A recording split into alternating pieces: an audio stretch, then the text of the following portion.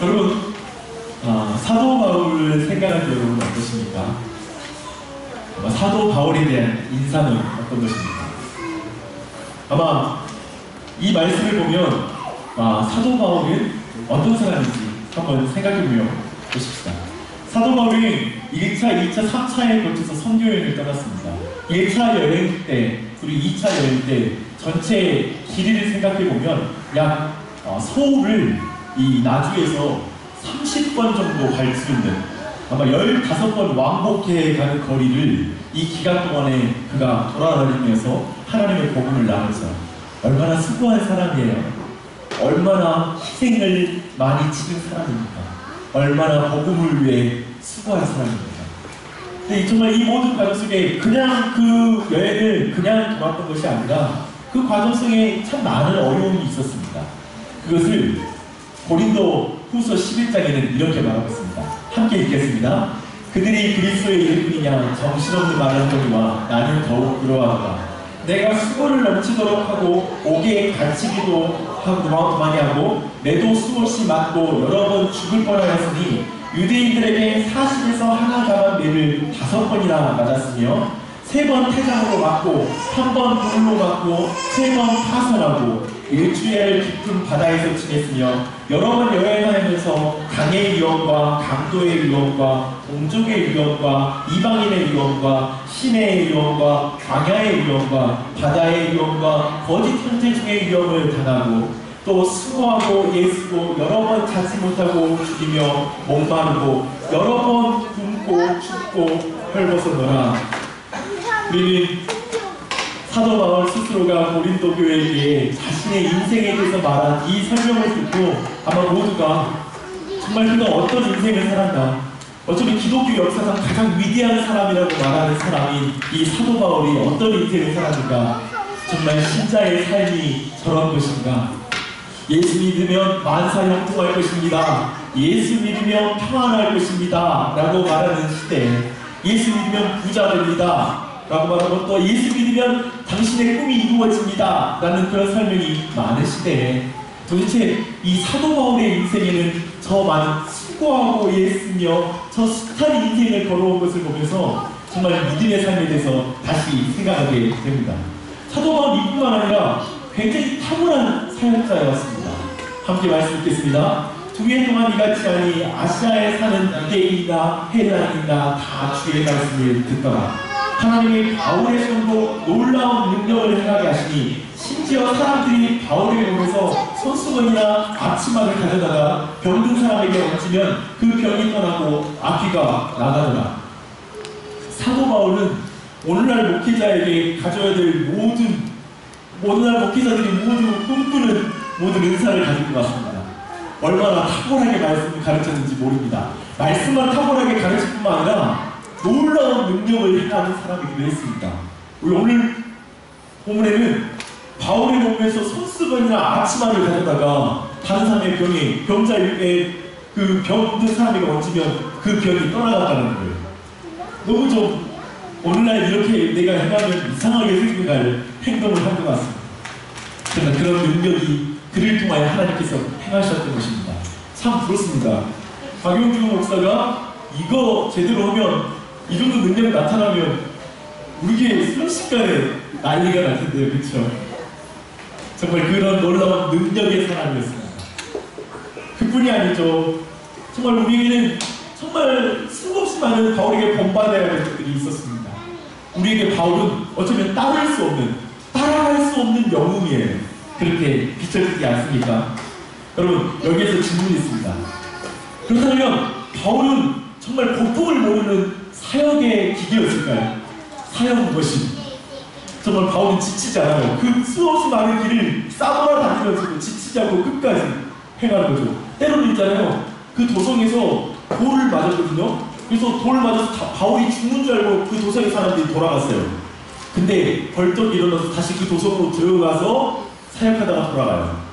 도대체 이 인간은 두려움을 모르는 그 뭔가 두려움이 거세된 인간일까요? 겁을 모르는 인간, 광신도일까요? 어떤 감정이 없는 사람일까요?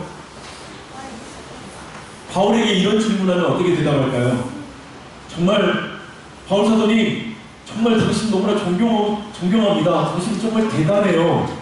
어떻게 그렇게 놀라운 활동을 했어요? 1차, 2차, 3차에 걸쳐서 어떻게 그 많은 지역을 돌아다니면서 전도했어요? 어떻게 그 놀라운 일을 행했죠? 어떻게 저 이방인에게 복음을 전할 그 기발한 생각을 하셨어요? 그 누구도 전도하지 않던 시대에 어떻게 이렇게 말한다면 바울은 뭐라고 대답할까요? 아시다시피 이렇게 대답할 겁니다. 난 가려고 생각 안 했는데 그냥 환상 가운데 가라고 해서 했어요. 내가 한 게 아니에요 라고 말할 거예요. 바울 사도에게 어떻게 그렇게 놀라운 사역의 결과를 만들 수 있죠? 정말 능력이 대단하세요 라고 말하면 동일하게 대답할 것입니다. 어떻게 그렇게 능력이 많으세요? 어떻게 그 고난을 다 이길 수 있었어요? 정말 의지가 대단하세요. 나는 의지 바닥인데 바울 사도님은 정말 철인이세요 라고 말한다면 바울은 뭐라고 대답할까요? 오늘 설교 말씀을 통하여 바울은 어떻게 대답했을지 한번 생각해 보십시다. 오늘 본문 고린도에서 바울이 이제 개척교회를 시작하는 거예요. 이 개척사역이 녹록치 않았습니다. 만만치가 않았어요. 왜 그러냐면 그곳에 도착해서 그가 머물 곳을 못 찾아요. 그쪽에 있는 어쩌면 바울 자신이 굉장히 유명한 사람이거든요. 굉장히 유명해서 유대인 사회에서는 알만한 사람들은 다 아는 사람인데 바울이 고린도에 도착하자 그 지역에 있는 그래서 토착으로 고린도에서 오랫동안 지냈던 그 사람 중에 유대인 중에 바울을 환영하는 사람이 없어요. 그래서 그가 머물게 된 장소가 어디냐면 브리스길라와 아굴라 이 부부집에 머무는데 이 두 사람은 떠돌이에요. 사실 그가 원래 본도에서 난 사람인데 그가 로마로 이주했죠. 로마에 이주했는데 그가 로마에서 쫓겨나서 지금 고린도에 왔어요. 즉 쫓겨난 인생, 이방인, 이주민, 나중에 신도시에 이주민으로 와 계시잖아요. 이주민의 집에 거하는 거예요. 이 속에 있는 토착민들은 그 누구도 받아들이지 않았던 거예요. 좀 안정적인 사람이 받아들인 게 아니라 쫓겨나서 이제 자신들도 그 지역에 정착해야 되는, 그래서 천막을 지어 살고 있는 그 사람의 집에 바울이 머물러요. 그리고 또한 그가 생계와 사역의 가운데 생계를 유지할 수 없었기 때문에 그가 천막 짓는 일을 브리스길라와 아굴라와 함께 하고 있어요. 여러분, 오늘날은 요새서 텐트 메이커라는 말이 있잖아요. 그 사역자들 중에 자신의 생계의 사역을 하면서 하나님의 일, 즉 교회의 사역을 하는 사람을 텐트 메이커라고 하는데, 사람들이 이렇게 하는 사람 보고 오늘날에도 정말 목사님 대단하십니다. 어떻게 텐트 메이커 이렇게 생계까지 하면서 사역을 하냐고 정말 대단합니다 라고 물어보는데요. 저도 한 과거, 지금도 종종 하고 하는데, 저는 족발 메이커였잖아요. 한 과거 한 2년 전부터 제가 족발을 만들면서 생계를 유지하다가 교회 개척을 시작했어요. 근데 한 2년 동안 일주일 동안 족발 만들고 주말에는 이제 그 다문화 사역을 하고 이런 사역을 했습니다. 근데 사람들이 물어봐요. 이렇게 말해요. 멋있다. 대단하세요. 이렇게 말하는데 제가 말하죠. 돈이 없어서 해요. 생계를 유지할 수 없으니 당연히 내 자식들을 먹여 살리기 위해서 내가 당연히 생계를 해야 될 뿐이지 후원자 많으면 안 합니다. 이런 말을 하죠. 그러니까 도와줄 사람이 충분하면 내가 오직 복음을 전하는 그 사역에 있겠죠. 왜냐면 제 불신과 내 의사가 그것이니까요. 이 말이 바울이 텐트메이커 이 일을 하는 게 비단 어쩌면 사역이 많이 있고 충분했으면, 그리고 여러 가지 그 가운데 섬기는 자들이 있었으면 하지 않았을 일이죠. 저는 바울이 계속해서 텐트메이킹을 했다고 생각하지 않습니다. 이 뒤에 에베소에서 충실하게 복음을 전할 때 누군가 그의 삶을 채워줬을 것입니다. 그게 당연하다고 바울은 다른 교회에게 가르치거든요. 너희들 위하여, 영혼을 위하여, 수고하는 자들을 위하여 너희들이 육적인 걸 채우는 게 마땅하다고 말하거든요. 바울도 그렇게 사역했을 것입니다. 그게 더 훨씬 자연스러운 해석일 거예요.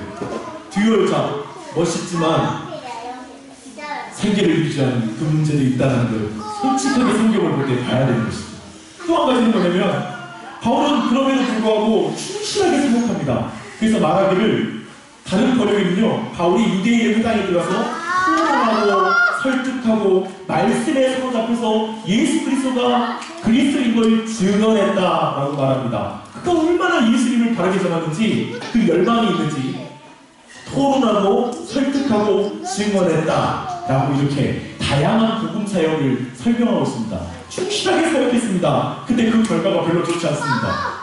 성경 말씀 보면 그가 충실하게 말씀을 전했는데, 밝히 전했는데 곧바로 유대인들이 그 바울을 향하여 적대적으로 반응하고 유대인들이 그 복음을 거절합니다. 최고의 사역자 바울이 설교회로 다 돌아와요. 안 됩니다. 도리어 저항했다라고 성경은 말하고 있습니다. 그래서 사역의 방향을 틉니다. 이제 이방인에게 복음을 전하는 걸로 간 것이죠. 여러분, 사역의 방향을 틀고 있잖아요. 사역지를 바꾸거나 사역하는 대상을 바꾸는 건 객관적으로 봐서 그렇게 성공적이지 못할 거예요. 박용주 목사가 6개월 뒤에 나비용 신들을 떠나서 다른 곳에서 사역하더라 뭐 이러면 실패했나 보다 싶겠죠. 사역을 제대로 못해서 무슨 문제가 있었나 싶을 거예요. 사역의 대상을 바꾼 것 자체가 그 자체로 인간적으로 볼 때 그렇게 성공적이지 못했던 거예요. 그 사람들이 초라한 결과, 열심히 했지만 초라한 결과를 그가 손에 잡았다는 걸 볼 수가 있습니다. 그래서 플랜 B로 넘어갑니다. 이방인에게 가는 것이죠. 근데 그 후로 이어진 말씀이 뜬금없습니다. 이방인에게 가서 이제는 복음의 놀라운 열매를 맺거든요. 이제 다른 집으로 이동하고, 그리고 유스도라는 사람의 집으로 가죠. 브리스길라와 아굴라와 싸워서 옮긴 게 아니라, 브리스길라와 아굴라는 유대인이잖아요. 근데 사역 대상이 바뀌면서 유스도라는 이 이방인에게로 가는 거예요. 그리고 그 집에 머물면서 그가 돌아오고, 그리고 이제 다른 사람들이 돌아오고 사건들이 이어지기 시작하는 거죠. 그런데 사람들이 많이 돌아왔거든요. 그래서 고린도에 많은 사람이 회심했다고 말했는데 9절 10절에 뜬금없는 말씀이 이어져요. 함께 말씀 읽어보시게요. 시작. 밤에 주께서 환상 가운데 바울에게 말씀하시되 두려워하지 말며 침묵하지 말고 말하라. 내가 너와 함께 있음에 어떤 사람도 너를 대적하여 해롭게 할 자가 없을 것이니 이는 이 성 중에 내 백성이 많으리라 하시라. 환상 가운데 나타나다는 건 뭐냐면 매우 지금 바울이 깊은 두려움 가운데 있었기 때문에 지금 사도행전을 계속 환상을 사용하실 때는 뭐냐면 매우 그 문제가 심각하기 때문에 하나님께서 직접적으로 간섭하셨다는 의미가 있습니다. 지금 바울이 뭔가 두려워하는 거예요. 그래서 심지어는 더 이상 이 복음을 전하고 싶지 않을 정도로 침묵하고 싶을 정도로 그 마음이 매우 지금 흔들리고 있고 그 마음이 마를 정도로 어려운 상황에 있었다는 걸 보여주고 있는 거예요. 도대체 그게 뭘까요? 뭐가 그로 하여금 말씀 전한 일을 그만두고 싶을 정도로, 사도로서의 자신의 사명을 멈추고 싶을 정도로, 자신의 위치를 버리고 싶을 정도로 그 마음을 두렵게 하고 힘들게 했을까요? 그건 10절에 나옵니다. 그가 해를 당할까 두려워했다는 거예요. 해를 당할까. 이런 거 있잖아요. 바울 사도에 있어서는 계속해서 이런 패턴이 반복되는데요. 어떤 패턴이냐면 데살로니가 17장 4절로 5절 가보죠. 아니면 사도행전 17장 가까이 있으니까요. 4절 5절 한번 보시게요. 바울이 데살로니가에 가서 사역의 놀라운 열매를 맺었습니다. 그리고 나서 4절 5절이 있었습니다. 4절 5절 말씀 함께 있습니다. 시작. 그 중에 어떤 사람 곧 경건한 헬라인의 큰 무리와 적지 않은 귀부인도 권함을 받고 바울과 신라를 따르나 그러나 유대인들은 시기하여 저자의 어떤 불량한 사람들을 데리고 때를 지어 성을 소동하게 하여 야손의 집에 침입하여 그들을 백성에게 끌어내려고 찾았으나 발견하지 못하며 뭐냐면 소동이 일어나서 그들이 쫓겨나게 되었다라고 말하고 있습니다. 17장 12절 13절 말씀 보십시다. 이번에는요 다른 베레아라는 지역에 가서 똑같이 놀라운 사역의 열매를 맺었습니다. 12절 13절 시작. 그 중에 믿는 사람이 많고 또 헬라의 귀부인과 남자가 적지 않으나 데살로니가에 있는 유대인들은 거기 하나님의 말씀을 베레아에서 전하는 줄 알고 거기도 가서 무리를 움직여 소동하게 하거늘 끊임없이 유대인들이 바울의 사역을 방해한 거예요. 그리고 그를 죽이려고 일어나서 그를 핍박하고 수없이 많이 그를 죽이기를 시도했었죠. 근데 저는 우리 딸하고 한 번씩 가위바위보 해서 지는 사람은 이렇게 때리기 있잖아요. 머리 때리기를 하는데 저도 질 때가 있죠. 근데 시온이가 때리는데 눈을 질끈가 봐요. 이게 때리니까 별로 안 아픈데도 시온이가 때리려면 눈을 감게 돼 있어요. 사람은 우리 모두가 반복적으로 어떠한 일을 당할 때 바울에게 있어서는 반복적으로 유대인들이 이방인에게 사역이 잘 될 때 유대인들이 일어나서 그걸 방해해서 바울을 돌로 치고 때리고 그리고 그들이 분노해서 그의 일을 방해해서 그가 떠났던 경험들. 그런데 계속 반복적으로 일어났어요. 그래서 그가 지금 고린도 안에 많은 사람이 주님께 돌아왔는데도 불구하고 그 마음 가운데 끊임없이 사역 가운데 불안함이 있는 거예요. 끊임없이 어떤 두려움이 그 삶에 자리 잡고 있는 거예요. 여러분, 한 10번 맞으면 적응할 수 없을까요? 사도 바울이잖아요. 이제 사도 바울 정도 되면은 이제 사람들한테 그 돌 맞는 거 정도는 참을 수 있어야 되지 않습니까? 때리려고 그러면 한번 때려봐. 그 권투 선수들이 주먹으로 때릴 때 마지막에 눈을 뜨는 그 훈련을 한다고 하잖아요. 바울도 이쯤 됐으면 훈련이 됐어야 되지 않을까요? 아니요. 지금 바울은 하나님의 사람으로서 이 땅에서 고난당하는 거 싫어하는 거예요. 좋아할 사람 하나도 없다는 거예요. 핍박받는 거 하나도 즐거워하지 않고 지금 바울의 마음 가운데 두려움이 가득했다라고 말하고 있는 것입니다. 좋은 결과가 있어도 결국 그려지는 그림이 그 머리에서 스치는 거예요. 지금 고린도 사람들이 많이 돌아왔지만 이제 곧 유대인들이 일어나서 내가 이 땅을 떠나게 되겠지라는 그림이 먼저 그려지는 거예요. 결국 내가 사역을 아무리 잘해도 나는 소수에 지나지 않아. 나를 통하여 예수를 아는 자들은 그 사회 안에서 그 소수에 지나지 않고 늘 유대인들에게 쫓기는 삶을 살 뿐이야. 결국 아무런 열매는 맺지 못하고 나는 또 이렇게 정들었던 사람들을 떠나서 내가 이 사람들을 걱정하는 늘 그 사람들을 생각하면서 마음의 염려 가운데 살아야 되는 인생이야 라는 그 마음이 또 스쳤을 것입니다. 어찌 인생이 그런 것을 스치지 않겠습니까? 저도 그런 경험들이 있는데요. 이 시간 우리 함께 말씀을 함께 보고 싶은 게 있습니다. 왕상 19장 13절로 15절로 보고 싶습니다. 왕상 19장 13절입니다. 열왕기상 19장 13절로 15절. 우리가 이 장면이 뭐냐면 그 구약 시대에 가장 악한 왕 중에 하나, 이스라엘의 왕 중에 하나는 누구냐면 그 아합이라는 왕이 있습니다. 그리고 그의 아내는 이세벨이라는 여인이죠. 그 당시에 그 북이스라엘은 바알과 아세라라는 이방 신을 데리고 와서 이방 신전을 짓고 그리고 거기에서 하나님이 아닌 다른 우상을 섬겼던 그 시대였죠. 근데 그 시대 가운데 이 엘리야라는 사람이 결국 그 바알 우상 450인과 함께 갈멜산에서 영적 대결을 펼칩니다. 우리가 잘 아시다시피 재물을 잡고 그리고 제단을 쌓고 그리고 그 위에 재물만 올려놓고 불이 떨어지게 하는 우리가 기도해서 불이 떨어지게 하는 그 신이 참신이다 라고 말하고 먼저 바알 신을 섬기는 제사장들이 열심히 기도하고 하루 온종일 뛰며 자신의 몸을 자해하면서 신에게 불을 떨어뜨려 달라고 하지만 불은 내려오지 않죠. 그러나 알다시피 이 엘리야라는 사람이 하나님께 기도하자 하나님께서 불이 내려서 물이 끼얹어 있는 전혀 인간적인 생각과 합리적인 생각으로 불이 탈 수 없는 재단이 완벽하게 세워지는 장면입니다. 그 장면 이후에 19장에 이 멋진 믿음의 영웅 엘리야가 하나님께 나를 죽여달라고 기도하는 자리에 처하게 됩니다. 그때 그 마음은 뭐냐면 자신이 이런 놀라운 사역을 펼치면 그 주변에 있는 이스라엘 백성들이 자신의 편이 되어서 저 아합과 이세벨에게 대항하고 그래서 이 땅이 다시 하나님 말씀 회복될 줄 아는 그 사역에 대한 기대감이 있었어요. 내가 이렇게 될 거야라는 그런 소망이 있었어요. 그런데 이세벨이 내가 내일 아침에 너희를 반드시 죽일 것이다 라는 말을 했을 때 그 누구도 그와 함께하는 자가 없었고 결국 혼자 도망치는 거예요.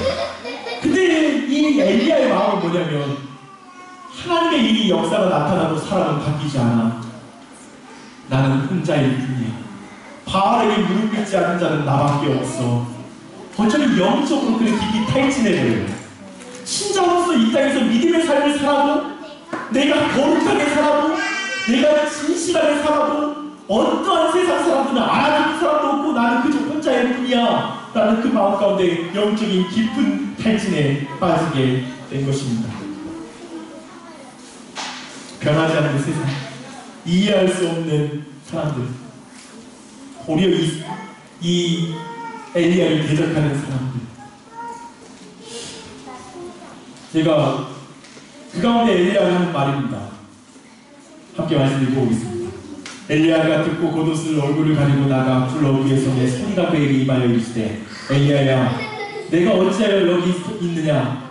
그가 대답하되, 내가 만군의 하나님 여호와께 열심히 유별하오니 이는 이스라엘 자손이 주의 언약을 버리고 주의 제단을 헐며 칼로 주의 선지자들을 죽였음이오며 오직 나만 남았거든 그들이 내 생명을 찾아 빼앗으려 하나이다. 그러나 내가 이스라엘 가운데 7,000명을 남기리니 다 바알에게 무릎을 꿇지 아니하고 다 바알에게 입 맞추지 아니하니라.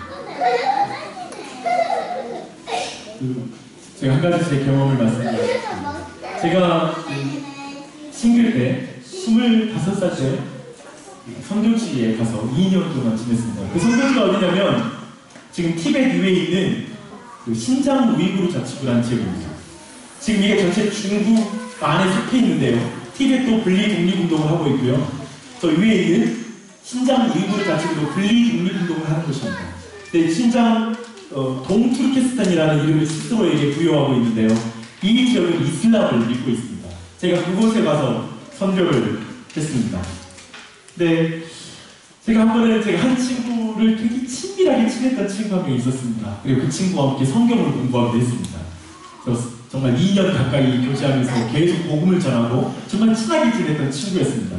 근데 그 친구가 어느 날 저에게 함께 자기들 축제에 가자고, 라마단이라는 기간 30일 동안 해가 떠 있는 동안에 물도 마시지 않고 음식을 먹지 않는 이슬람의 특별한 절기가 있거든요. 근데 그 절기를 지키는 기간이 끝나는 날에는 축제가 벌어져요. 그날 아침이었습니다. 제가 그날 아침에 제가 경험했던 것을 한번 읽어드리겠습니다. 오늘 설교와 관련이 있기 때문에 나누는 것입니다. 오랫동안 교제하면서 성경을 공부해온 에이사단이 이른 아침부터 재촉한다. 로자 헤이트 예배를 구경시켜주고 싶다고 지난밤 우리 집에서 잠까지 잤다. 추운 날씨에 못마땅한 마음으로 한 걸음, 호기심으로 한 걸음 모스크로 향했다. 이른 아침인데도 모스크에는 많은 사람이 모여 있었다.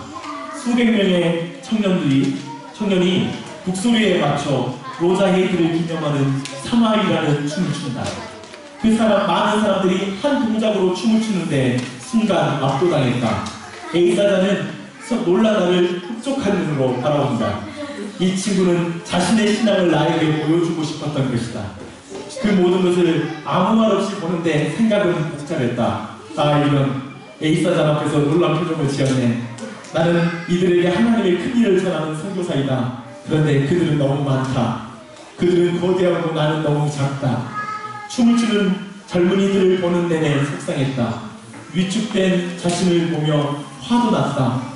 에이사단의 의도를 느꼈기에 불쾌한 감정까지 올라왔다. 이 친구들이 너무 많은 거예요. 수백 명. 민족은 한 1,000만 명 정도 되는데 알려진 그리스도인들은 50명 정도에 지나지 않아요. 내가 보이는 모든 사람이 무슬림이고 한 명도 예수를 안 믿는 거예요. 그 앞에 난 선교사 혼자 있는 거예요. 그 순간에 그 느낌. 난 아무것도 아닌 것 같아. 그 느낌을 이렇게 표현해봤습니다. 바닷물에 한 방울 물과 같은 느낌. 밀가루 반죽통에 삼켜지는 누룩과 같은 느낌. 우리 모두 이 땅을 신자로 살아갈 때 우리가 순례자로 산다는 표현을 쓰죠. 나그네로 이 땅을 산다고 말을 하죠. 근데 우리 모든 신자가 이 땅에서 느끼는 느낌이 그런 거예요. 무력한, 그저 좀 외로운, 이 세상은 거대하고 나는 그냥 거기에 속해 있는, 거기에 삭혀진 듯한 인생을 살게 되는 것이죠. 그렇게 두렵고, 사실은 많은 사람들이 그 두려움을 잊기 위해서 세상과 똑같아져 버려요. 세상 앞에서 믿음의 사람으로 사는 것을 포기하고 그저 그 자리에서 나를 방해해버리고 믿음의 삶으로 사는 걸 그저 교회 안에서 사는 삶으로 좁혀버리거나 축소시켜요. 진짜 세상 앞에 믿음으로 서려고 다짐하면 이런 느낌이 드는 거예요. 세상은 너무 크고 나는 작아. 나는 여기 휩쓸려가는 인생이야. 다 그렇지 않겠어? 라는 마음을 갖게 되는 것이죠. 어쩌면 바울 또한 결국 이렇게 사역적인 놀라운 열매를 맺지만 결국 그리스도인들은 이 제국에서 소수에 지나지 않아 라는 그 마음 가운데 두려움을 가졌을 그 바울, 그에게 하나님이 말씀하시는데 다시 한번 읽어보십시다. 시작. 내가 너와 함께 있음에 어떤 사람도 너를 대적하여 해롭게 할 자가 없을 것이니 이는 이 성중에 내 백성이 많으니라. 위로의 내용은 뭐냐면, 한 가지 뭐냐면, 내가 하나님이다. 내가 너와 함께 하겠다. 내가 너를 보호할 것이다. 이게 바울에게 위로가 됐을까요? 두 번째, 이 성중에 내 백성이 많다. 마치 아까 우리가 봤던 엘리야가 말하는 것처럼, 하나님 말씀하신 것처럼 바알에게 무릎 꿇지 않은 자가 7,000명이나 있다 라고 말했던 것처럼 동일하게 이 성중에 내 백성이 많다. 이 말이 바울에게 위로가 되었을까요? 나는 위로가 되었을 거라 믿습니다. 저희도 그랬습니다. 그랬기 때문입니다. 끝없이 닥치는 문제들, 참 우리가 살아갈 때 문제 없는 인생이 없습니다.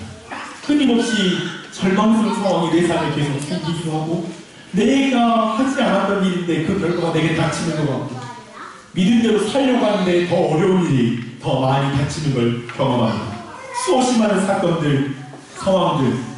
이번 주에도요, 목사의 마음이 그래요. 성도들 안에 문제가 생기고 언뜻 문제를 듣고 남의 일처럼 생각하면 별 문제가 없는데 그 문제가 내 문제처럼 느껴지고 그게 나한테 아프잖아요. 그러면 첫 번째 다가오는 게 뭐냐면 성도들의 모든 문제가 목사의 문제가 돼요. 그 순간에 목사는 어떻게 되냐면 미치고 가고 무력감 느낌이 내 안에 찾아와요. 아무것도 내가 할 수 없는 거예요. 목사로서 어떠한 것도 도와줄 수 없는 거예요. 그때의 무력감, 내가 어떤 것도 보여줄 수 없다는 것을 내가 느껴요. 해결할 수 없다는 걸 느껴요.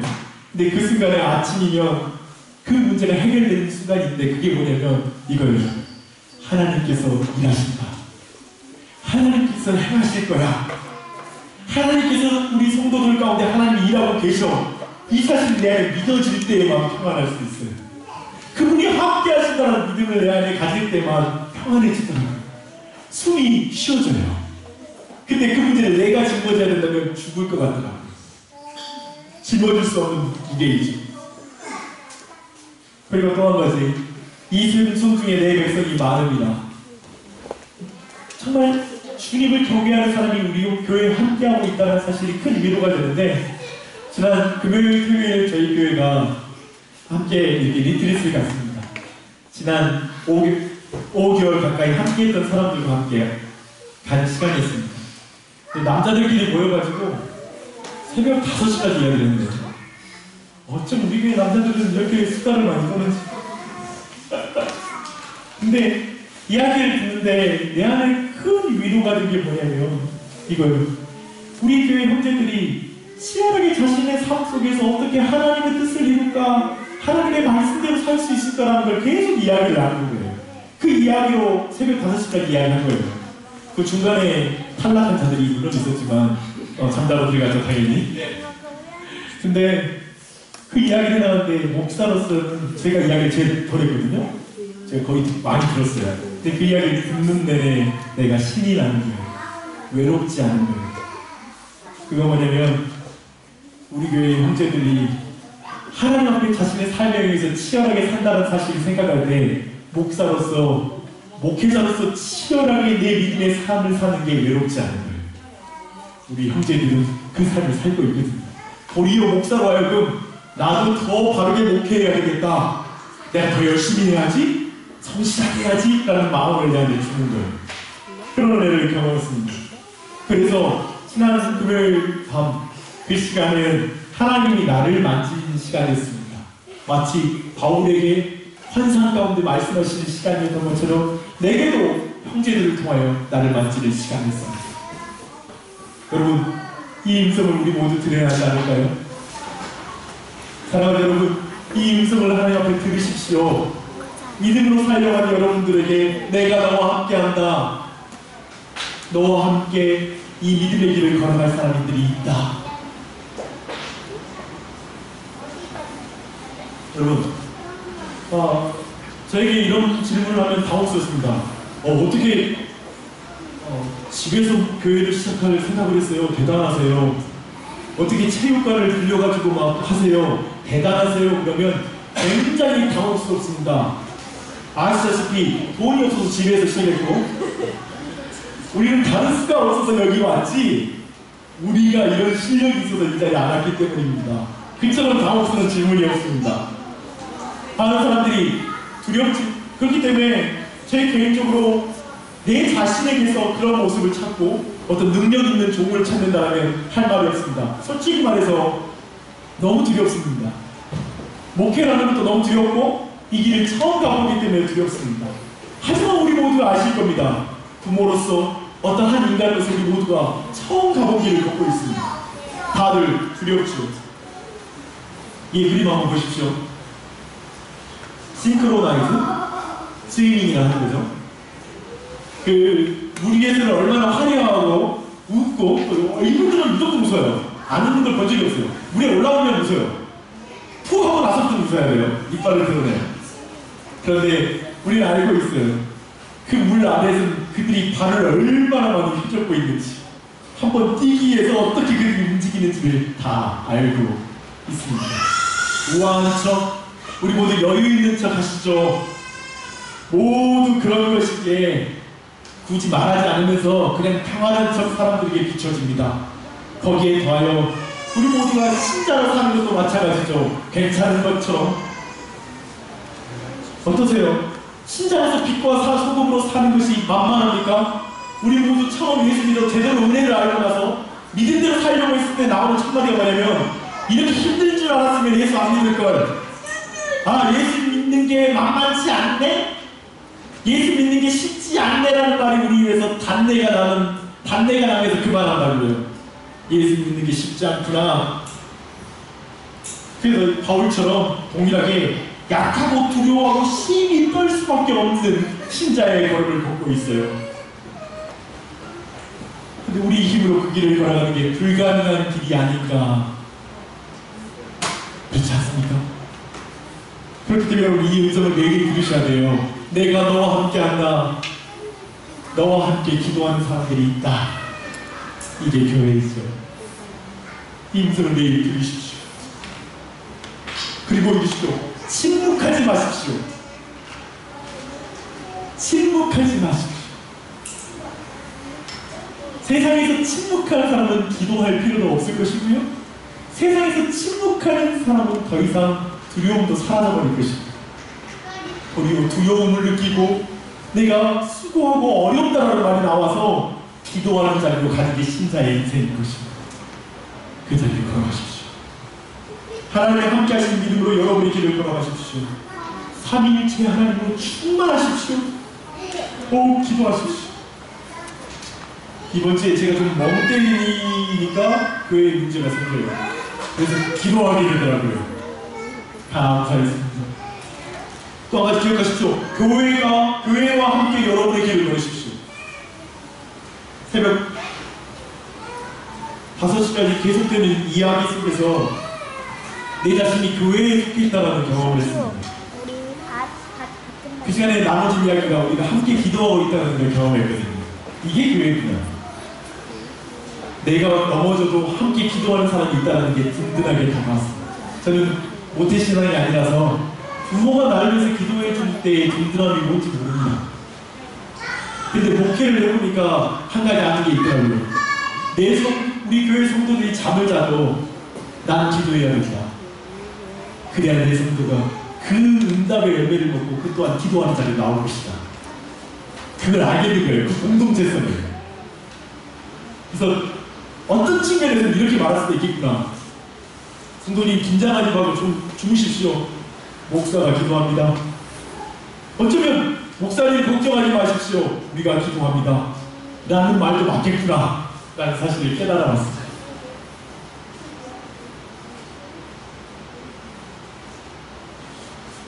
이제까지 실패했다고요? 반복해서 어려움을 당하셨습니다. 오늘을 두려워하지 말고 침묵하지 마십시오. 어제를 살지 말고 미래로 오늘을 미루지 마십시오. 오늘 만나를 먹고 오늘의 순종을 사십시오. 오늘의 두려움을 느끼시고 예수 그리스도를 의지하십시오. 오늘의 도움을 경험하시고 오늘의 응답을 체험하십시오. 하나님이 절박하게 필요 없는 하루를 살지 마십시오. 하나님이 필요 없을 정도로 완벽하게 살려고 하지 마십시오. 하나님 의지하지 않고 못 살 정도로 그 정도의 목적의식을 가지고 사십시오. 사명의식을 가지고 사십시오. 하나님의 도움이 필요 없을 정도로 낮은 수준의 삶을 살지 마십시오. 교회가 너무 소중하게 다가올 정도로 삶을 치열하게 사십시오. 삶을 치열하게 사는 신자들이 교회가 소중해지는 거예요. 삶을 치열하게 사는 사람이 하나님의 도우심 앞에 엎드리게 돼 있어요. 그런 믿음의 삶을 살아가길 바랍니다. 기도하겠습니다.